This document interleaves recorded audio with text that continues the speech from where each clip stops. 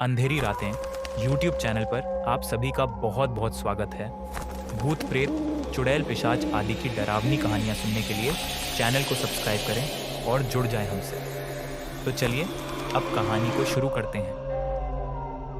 रंजीता जयपुर में रहने वाली 27 वर्षीय युवती थी जिसे ऐतिहासिक जगहों पर घूमने का बहुत शौक था। वह अक्सर अपने दोस्तों के साथ राजस्थान की प्राचीन हवेलियों, किलों और मंदिरों की यात्रा करती थी। लेकिन इस बार उसकी मंजिल कुछ अलग थी। भानगढ़ किला। भानगढ़, जो अपनी खूबसूरती से ज्यादा अपने खौफनाक किस्सों के लिए मशहूर था, हमेशा से उसकी जिज्ञासा का केंद्र रहा था। कई लोगों ने वहां पर आत्माओं के होने का दावा किया था, लेकिन वह इन सब बातों पर यकीन नहीं करती थी। उसकी दोस्त निहारिका और अजय भी इस यात्रा में उसके साथ जाने वाले थे। एक शांत सुबह वे तीनों जयपुर से भानगढ़ के लिए निकल पड़े। रास्ते में ड्राइवर ने उन्हें कई डरावनी कहानियां सुनाई, जिनमें बताया गया कि सूर्यास्त के बाद भानगढ़ में रुकना मौत को बुलाने के समान है। लेकिन तीनों ने इसे महज अफवाह मानकर मजाक में उड़ा दिया। भानगढ़ पहुंचते ही उन्हें एक पुरानी पत्थर की पट्टिका दिखाई दी, जिस पर चेतावनी लिखी थी। सूर्यास्त के बाद इस किले में प्रवेश करना सख्त मना है। यहाँ असाधारण घटनाएं होती हैं। प्रवेश करने वाले की जान को खतरा हो सकता है। यह पढ़कर निहारिका थोड़ी सहम गई, लेकिन अजय हंसते हुए बोला, यह सब डराने के लिए लिखा जाता है, ताकि लोग इस जगह को और रहस्यमयी समझें। रंजीता को भी कुछ अजीब सा महसूस हुआ, लेकिन उसने अपने डर को झटक दिया। वे किले के भीतर दाखिल हुए। टूटी फूटी दीवारें, वीरान गलियां और उखड़ी हुई मूर्तियां देख ऐसा लग रहा था जैसे समय यहां रुक गया हो। हवा में अजीब सी नमी और एक अज्ञात भय व्याप्त था। वे किले के अलग अलग हिस्सों को देखने लगे। जले हुए मकानों, टूटी हवेलियों और गूंजते गलियारों में एक अजीब सा सन्नाटा पसरा था। रंजीता को कभी कभी ऐसा लगता मानो कोई उन्हें देख रहा हो, लेकिन जब वह पीछे मुड़ती तो वहां कोई नहीं होता। कुछ देर घूमने के बाद वे किले के सबसे कुख्यात हिस्से रानी रत्नावती के महलों में पहुंचे।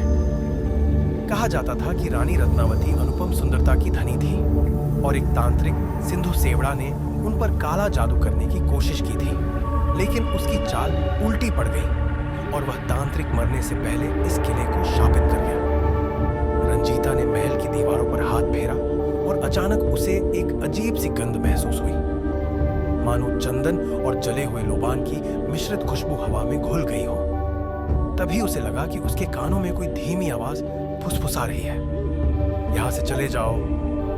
रात होने से पहले उसके रोंगटे खड़े हो गए। उसने अजय और निहारिका की ओर देखा, लेकिन वे व्यस्त थे और उन्होंने कुछ नहीं सुना था। सूरज धीरे धीरे ढल रहा था और गाइड ने सभी पर्यटकों को किला छोड़ने के लिए कहा, लेकिन रंजीता, अजय और निहारिका ने फैसला किया कि वे थोड़ी देर और रुकेंगे, ताकि किले को रात के अंधेरे में देखने का रोमांच महसूस कर सके। जैसे ही सूरज पूरी तरह डूबा, चारों ओर अंधेरा छाने लगा। किले की दीवारें अब और भी भयानक लगने लगी। तभी अचानक निहारिका चीख पड़ी। क्या हुआ? रंजीता ने पूछा। मुझे लगा कि किसी ने मेरा कंधा पकड़ा, लेकिन यहां तो कोई नहीं है। निहारिका घबराई हुई थी। अजय हंसा। शायद तुम्हें भ्रम हुआ होगा। लेकिन तभी एक ठंडी हवा का झोंका आया और एक भयानक परछाई उनके सामने दिखाई दी। एक लंबा काला आकृति, जिसकी आंखें कोयले की तरह लाल थीं, दीवारों से निकलकर उनकी ओर बढ़ रही थी। वे तीनों डर के मारे पीछे हटे।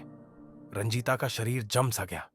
आकृति धीरे धीरे उनके करीब आ रही थी और उसकी सांसों की आवाज तक सुनाई दे रही थी। यह असंभव है। यह कोई इंसान नहीं हो सकता। अजय के चेहरे का रंग उड़ गया था। अचानक वह प्रेत हवा में तैरता हुआ अजय के पास आया और उसने अजय का गला पकड़ लिया। अजय जमीन पर गिर पड़ा।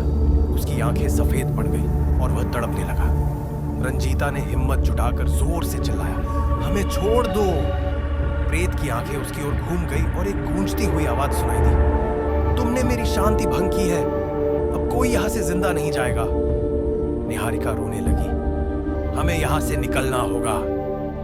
रंजीता ने हिम्मत करके अपने बैग में से एक छोटी सी गणेश जी की मूर्ति निकाली, जिसे उसकी मां ने दिया था।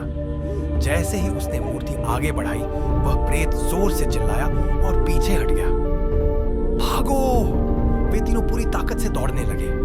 किले की दीवारों से अजीब अजीब आवाजें आ रही थीं, मानो कई आत्माएं चीख रही हो। किसी तरह वे गेट तक पहुंचे, लेकिन जैसे ही वे बाहर निकले, गेट खुद धड़ाम से बंद हो गया। अजय बेहोश था, निहारिका कांप रही थी और रंजीता अभी भी हाँफ रही थी। उन्होंने तुरंत अपनी कार स्टार्ट की और वहां से तेजी से निकल गए। जब वे जयपुर पहुंचे तो अजय को होश आया, लेकिन उसकी आंखों में कुछ अजीब सा था, मानो वह अब वही इंसान नहीं रहा था।